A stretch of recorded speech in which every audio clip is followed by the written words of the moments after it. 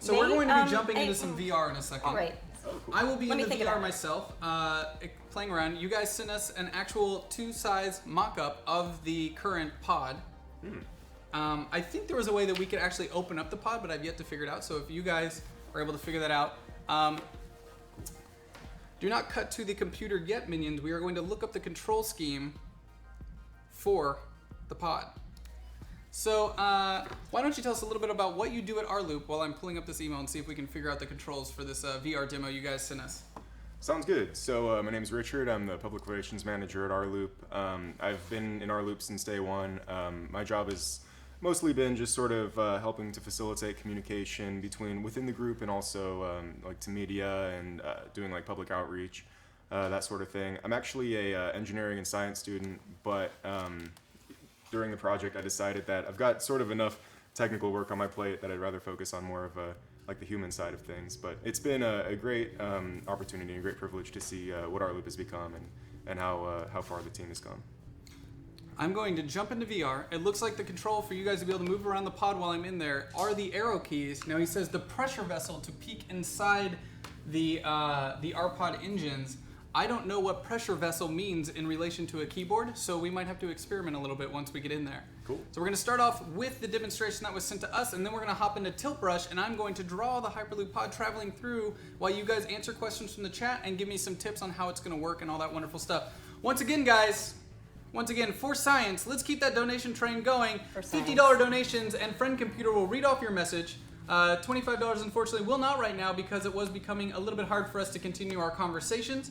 So $50 and up currently. Every $1,000, we will do a giveaway of board games and all those wonderful things. Every 10 subscribers, we do a Steam Key giveaway. Every hour on the hour, which is coming up very close, we will do a keyword giveaway for a box of Soylent. So keep watching, guys, as we dive into science. And $50 equals a Soylent goal on Zach's part. Yes. Who's you that? might. Science. While I'm in VR, you may have to feed me Soylent. Okay. That's not going to be awkward or uncomfortable. No. It's for science. Anything for science. So getting that loaded. How long have you been on the rLoop team? Since June. So Since June. Yeah, okay. since we started. Yeah. Oh, Eog Hank in the chat room is the one who made this VR demonstration for us. So Eog Hank, if you can let us know why we're in there, what buttons they need to hit on the keyboard to show off the program that you put together, that would be great. And open this up. All right. I am going to hop into the VR, VR module. It's you guys' show now. So is he gonna? All right. Yeah, we are taking $25 donations. It's just the Friend Computer interruptions, which are very, very appreciated. She is a wonderful, sweet mistress. She is so nice and never controlling. She talks a lot, so it's crazy. All right, so we're seeing what you see right now. Cool. How's it looking? How do you feel This is, to inside? me, a 2-scale demonstration of the Hyperloop pod. Mm-hmm. I'm walking around it right now. So How why does don't you it- tell me what we're looking at here? Oh. On the VR. Yes. Yeah, Yeah, so that is a model of our Hyperloop pod. It's we call it the RPod. And right there you see there's, we have sort of a diagram of... Oh, the, for Oh, science! for science! For science! Oh no. Friend Computer appreciates yes. your contribution to science. Stand What right was there. once yours is now ours. Oh god. You're welcome. For science. Okay. Let's go back. Hold little on. bit, a Hold little on. bit, just Okay. A little bit. You got it? Yeah, go ahead. Tilt a little bit. Yeah. All right. Was that $50 worth? I bet it was. Thank you so much for science. We appreciate the contribution. Anyway, so Friend Computer, I would kindly ask that we reassess how I consume Soylent during the VR segment. Okay, so straws. Anyone? All right. So back. So if you guys hit schematics the arrow there? keys, I believe Yeah. you can move this pod around. The arrow key. There we Oh. All right. So what piece is what in here? What's like the middle? So it looks like that is our... Oh, can we move it up a little more? go. Yes, you can actually move this completely. Awesome. apart. Very cool. Okay, so yeah, so the white part there is the exterior of our pod. It shows the shape. Now the little square bits coming out the bottom, that's where we have our hover engines. We're using 8 ArcSpax hover engines that use magnetic field architecture technology to manipulate a magnetic field and actually provide not only levitation but also thrust to our pod. So it's sort of like a maglev system, except it only needs a conductive surface to levitate. All right. Yeah. Oh, and so what do we got under here? Oh yeah, so there you can see more of the structural components. Those little circular things in the bottom were those are the ArcSpax engines. So you can see we have 8 of them, 4 on either side. Now you said those are engines. Yeah, so how they work is they take a Hallback array, which is a certain arrangement of magnets that when you spin them, it creates a sort of a polarized magnetic field, so sort of an asymmetric. Ah, for science! Oh, shit. Oh. Friend Computer appreciates your contribution to science. What was once yours is now ours. You're welcome. Scientists need to be fed. Did you have time to get a straw? Hashtag Eva. Straws. Nope. For science. Sorry, ran out of time. What? Oh no, oopsie, sorry. It's for Oh. science. Come on. Okay. Take it down. So, just a spoonful of Soylent makes the donations come Okay. in. Okay.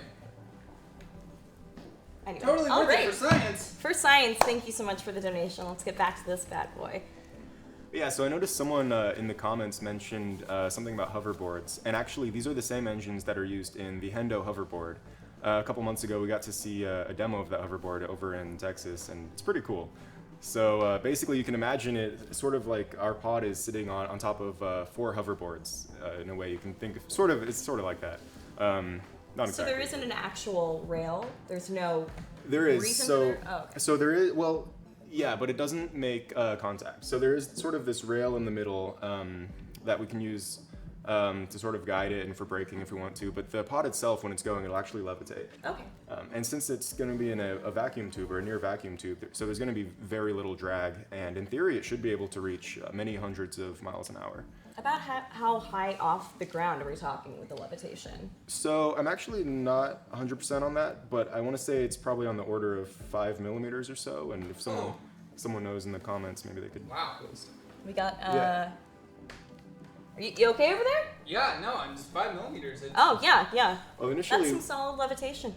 yeah. Well, I think that's right. It could be the wrong number, but I hope it's right. Initially, we sounds looked at air bearings, which would have taken in the small amount of air in the tube and pushed it downwards to give us levitation, sort of like a air hockey table.